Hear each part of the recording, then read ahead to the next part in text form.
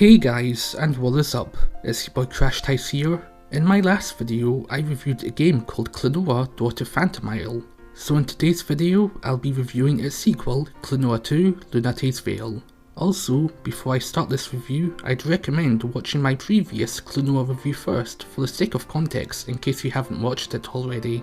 Anyway, without further ado, let's get right into the review. Klonoa 2, Lunatea's Veil is a superb sequel, but isn't as great as its predecessor. Originally developed and published by Namco for the PS2 in 2001, Klonoa 2, Lunatea's Veil is another 2.5D side-scrolling platformer where you'll once again be picking up and throwing your enemies to perform various actions in order to overcome challenges and obstacles and progress through the game's levels. While the game was originally released for the PS2, the version I have is the 2022 remaster developed by Monkeycraft, which is included with last year's Klonoa Fantasy Reverie series collection. Though to my knowledge, both versions are essentially the same game as each other aside from updated visuals. First, let's begin with the story. Klonoa 2 has a decent but not as good story as the first game. Klonoa 2 follows Klonoa and his new friends Lolo and Popka as they travel across the four kingdoms of Lunatea in search of four mystical elements, in order to prevent a disaster from befalling upon the world of Lunatea, while also dealing with a pair of pesky rivals who also want to collect the elements for themselves. As you can tell, the premise of Klonoa 2 is much more generic than that of the first game, and you also don't run into that many different characters on your journey either, though the story of Klonoa 2 is by no means a bad story, and it does have its moments and also starts to really pick up towards the end of the game. Klonoa 2 has quite a different structure than that of the first game. Instead of having levels that are split into two stages each, with the second stage having a boss at the end, akin to most 2D Sonic games, Klonoa 2 instead has singular levels that are very large in scale that take longer to get through than the average Klonoa 1 level, with boss fights being much less frequent and a brand new type of level also being brought into the mix.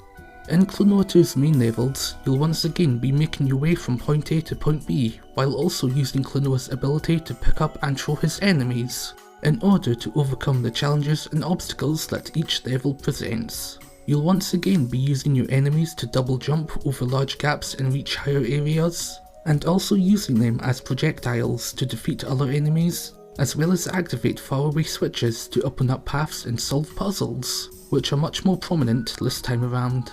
The main gameplay gimmick of grabbing and throwing your enemies in order to make progress through the game's levels is just as tight and as fun as it was in the excellent first game, and most of the enemy types from that first game also make a return, such as common enemies that are easy to pick up, enemies that are invulnerable until you destroy their armour, enemies with attack patterns that you need to watch out for, and enemies that serve a specific use, such as bomb enemies that act like explosives.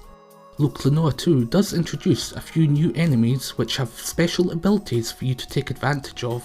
This includes enemies that let you fly for a short period of time, enemies that shoot you off way into the sky to reach new level sections, and an enemy that can absorb other enemies to change colour, which the game often uses for its puzzle solving sections after the halfway point. Aside from the new special enemy types, Klonoa 2 also introduces a few new level mechanics to spice things up even more, including mini tornadoes that you can bounce off of, launch pads that send you flying way up in the air, and cannons that shoot you into the backgrounds and foregrounds of levels. Klonoa controls pretty similarly to how he failed to control in the first game. He can still halt instantly, he still has some weight to his jumps, and he can still hover in midair for a second after jumping. Unfortunately, he runs pretty slowly compared to the first game, and his standard jump isn't as high either. And now he can only take 3 hits from enemies and hazards before losing a life instead of up to 6 like in Klonoa 1. Just like in the first game, all of the main levels in Klonoa 2 are fully 3D, but the gameplay is entirely 2D. With you also once again being able to throw enemies into the backgrounds and foregrounds to interact with certain gameplay elements. Most of the levels in Klonoa 2 feature great level design like its predecessor, with each level having a clear main path while also having optional paths and areas that lead to goodies and collectibles. lots of well-designed puzzles to solve, and most of the levels also have their own unique gimmicks and set pieces. Unfortunately, because of how large the levels are in scale compared to Klonoa 1's levels, and how Klonoa runs much more slowly this time around, levels in Klonoa 2 take way longer to beat than in the first game, and they can also become a drag when they stretch into the 20-minute mark.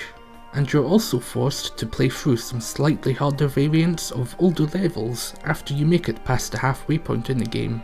Every once in a while in Klonoa 2 you'll fight a boss, with Klonoa 2 having very solid boss fights that unfortunately aren't as great as the boss fights of the first game. Firstly, there's only 6 main bosses in Klonoa 2 compared to the first game's 7, and secondly, they overall feel easier to beat and don't challenge you nearly as well or as much as the first game's bosses did. And also Klonoa 2's final boss just feels like a complete letdown compared to the first game's absolutely fantastic final boss. Though I do like how each of Klonoa 2's bosses have multiple phases, instead of just the final boss being the only one to have multiple phases like in Klonoa 1. As I've mentioned earlier, Klonoa 2 has a new type of level being these 2D/3D hybrid hoverboarding levels. These levels are alright, but they're not as fun as something like the skateboarding and snowboarding sections of 3D Sonic games, and the controls in them aren't exactly the best either, and I'd honestly just prefer that these levels not be in the game, or at least have an option to skip them. In terms of replay value, every level in Klonoa 2 contains 150 gems that you can collect to unlock pictures in a scrapbook.